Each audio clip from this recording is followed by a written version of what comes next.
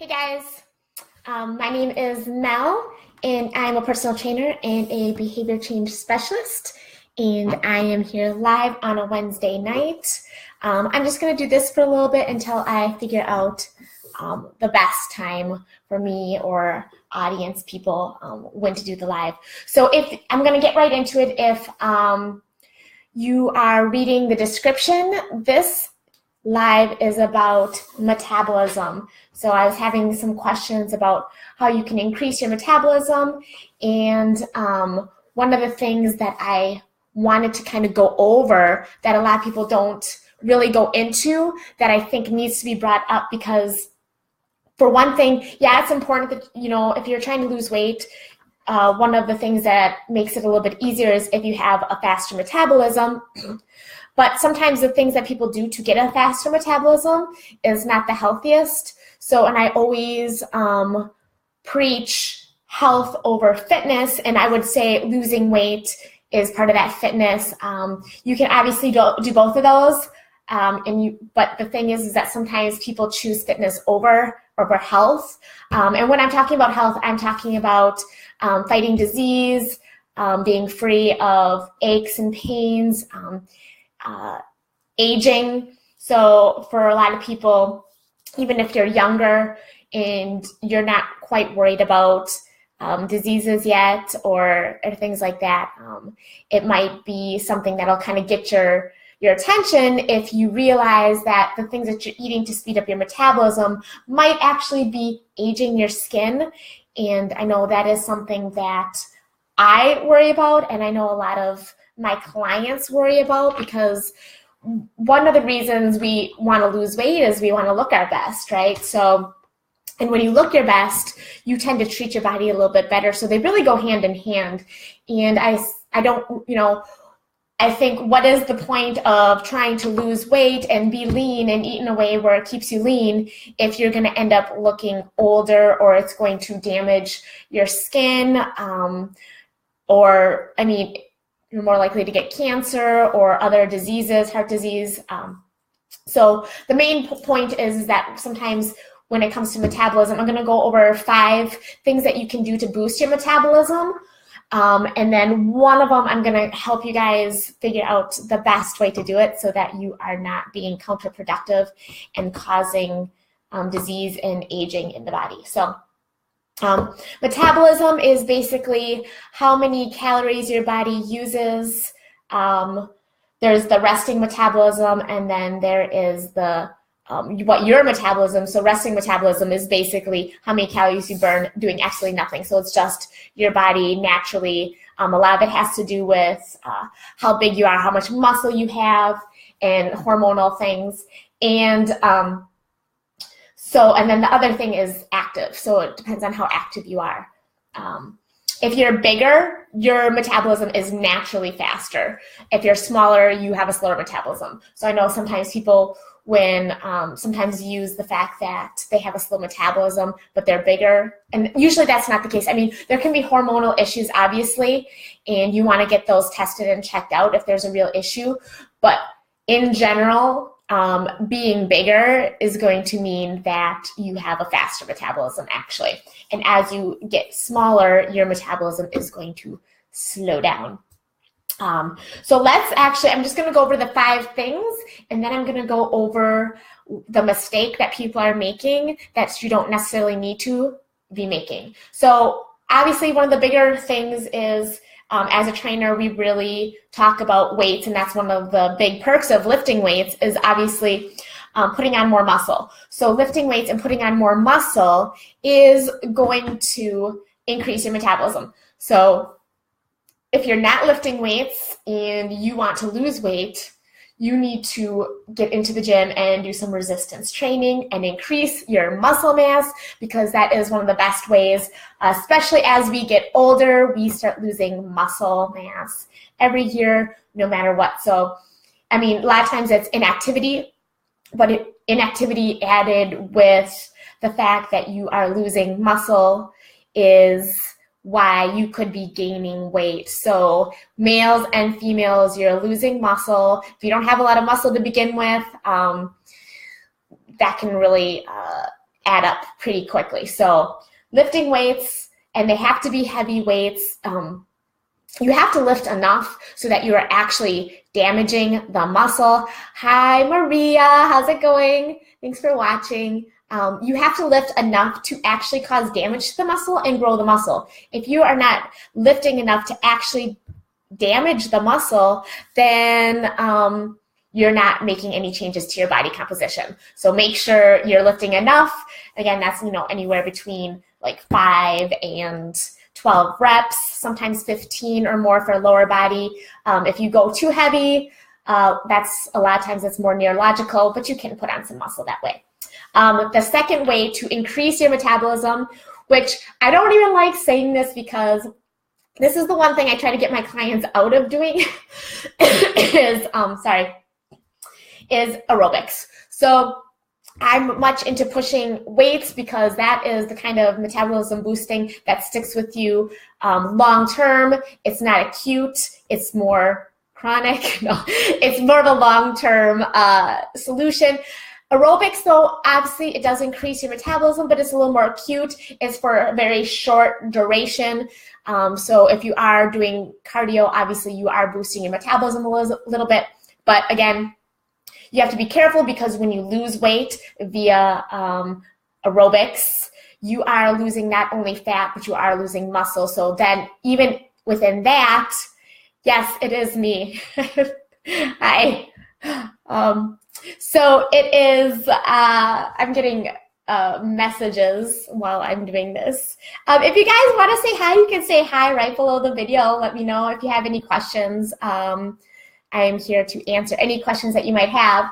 So aerobics, be careful because, again, it can kind of be counterproductive because it is burning fat and it is burning muscle. So if you're doing just aerobics, that is a double whammy for not being able to maintain a high metabolism because, yes, you're getting that small boost, but you're burning up your muscle, which is, again, slowing your metabolism. And if you're not lifting weights while you're doing aerobics, you are going to be losing muscle. So you need to be lifting those weights. Okay, so number 3, this is the one that I wanted to get into the most because this is the one where, how do I say this? I mean, this is the one that I have the hardest time with because I want people to be healthy. Like, that is my main goal. I want you to be healthy mentally, emotionally, physically. I want you to look good. I want you to feel good. So we're here for number 3 is the food. So metabolism boosting foods. This is where we really start to focus on protein. And the reason why it boosts metabolism is because there's a thing called the thermic effect of food. And so when you eat food, you actually burn calories to digest that food and turn it into energy.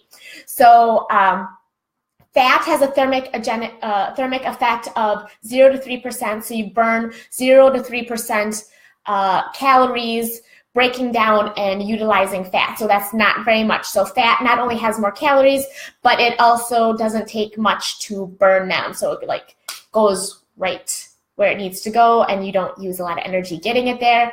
Carbs actually is pretty good. You have anywhere between 10 and 15%.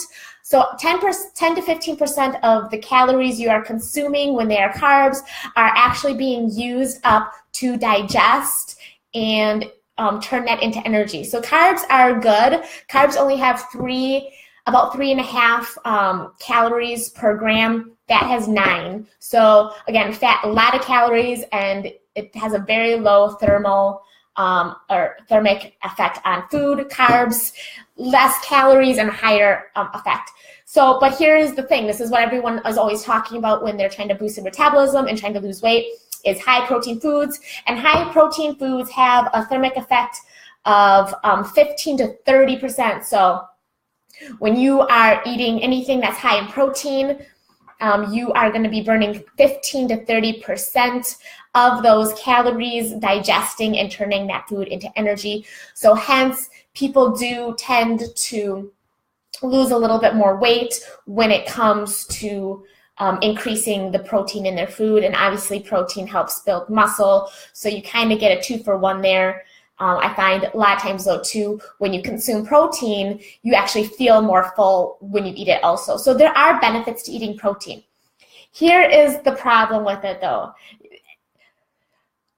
There's always the, it's not an all or nothing type of situation. You can't just eat all protein and be lean and have muscle and not have any consequences. So the problem with the way that this is when people think of a high protein diet, again, I'm going to bring this up, but this is true, and I want you guys to be healthy, and I want you guys to be lean, and I want all of your systems working well.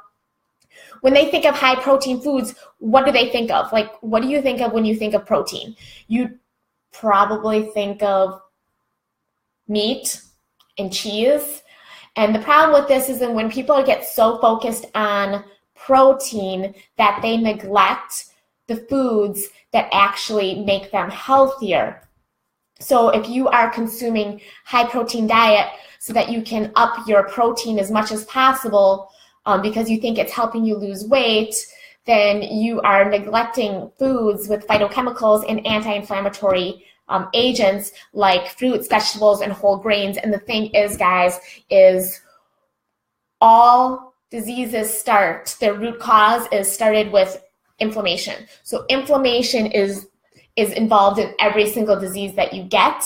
So it's not a little thing. It's not like, oh, I have a little inflammation. My skin's a little red. No, inflammation is the root of all evil. I say this in some of my emails, but it's true.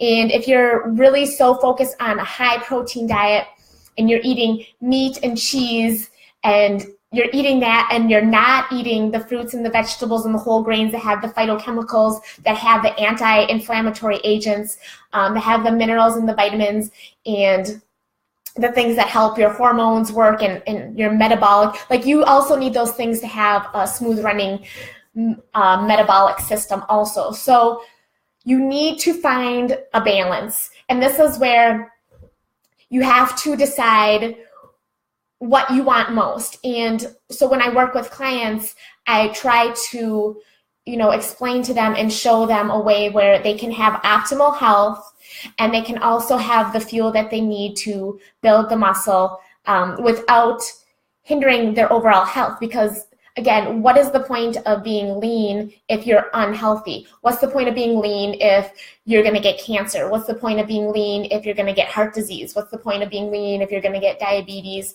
or you're going to look older? Like, I don't want to be lean and look 10 years older than I am. Hi, Jenny. Thanks for tuning in.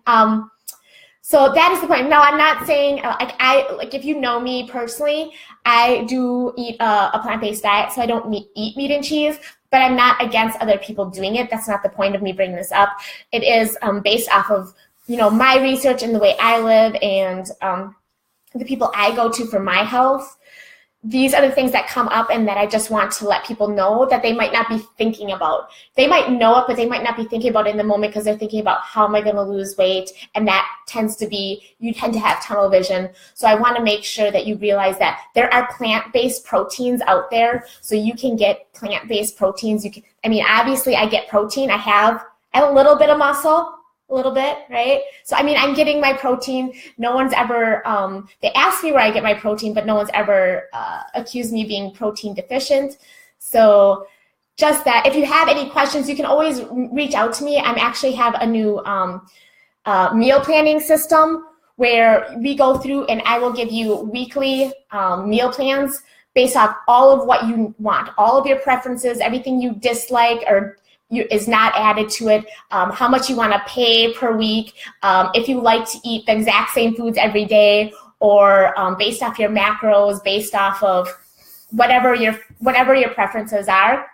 So I'm starting that, and that you get sent out weekly, so it shows you exactly what you get, the grocery list, recipes, and you get it tailored exactly to what you want. And if you want to get a call with me, I can also, help you, guide you, and try to get you that more anti-inflammatory diet while you're trying to lose weight, because sometimes that can be a little more confusing. So that's available.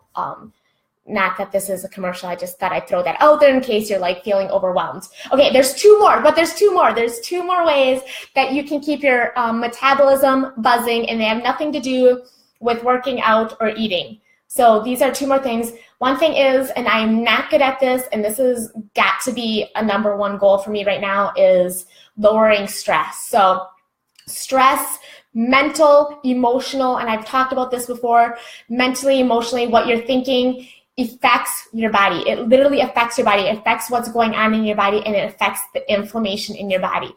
I know that sounds crazy, but it's true. So even if you eat perfect and you're doing whatever you need to do, lowering your stress can boost your metabolism, and that's really awesome. The other thing that you can do is increasing your sleep. So when you are, especially when you're lifting weights and stuff, if you're getting the right amount of sleep, it's easier for your body to recover, and it can boost your metabolism. So, and that also helps with inflammation also. So a lot of these things, we want to make sure that we are doing things to increase our metabolism, but are also reducing inflammation, because if you don't want to be doing one and causing issues with the other, right? So making sure you're lifting those weights, making sure you're doing a little bit of cardio, but you have to lift weights with it, making sure you're getting some proteins, but not to the point where you're not eating fruits, vegetables, and whole grains. So plant-based proteins are good. Lowering your stress so that you're lowering inflammation in the body and increasing your metabolism, and increasing sleep. Again, that's probably another one that I have to focus on a little bit more. So that's what I have for you guys. If you have any questions, you can always reach out to me. I added in the description my weight loss motivation or how to achieve weight loss motivation, and that there's a checklist right in the description, so that if you are either new to working out, or you need some extra motivation, or you need a little boost, I added that. It's completely free. You can download that today. Just a little free gift for you guys. I want to get you guys started, and not here because this one is in my group, my private group. But if you're not in my private group, I can also add that to the description, because I talk a little bit more about these issues, and I give you guys free gifts in there, and discounts and everything else. So if you want more support, motivation, accountability, guidance, you want more of me? Sorry guys, it is a female only group, because I wanted it to be a safe place for women to share. If you're a guy, I have my Mel Lauren Fitness page, where I also interact with people there about health and fitness, and that one is for everybody. I can train guys too, and if you need help with your diet, I can do that too. It's just this group is specifically for the ladies. All right, that is all I have for you guys now.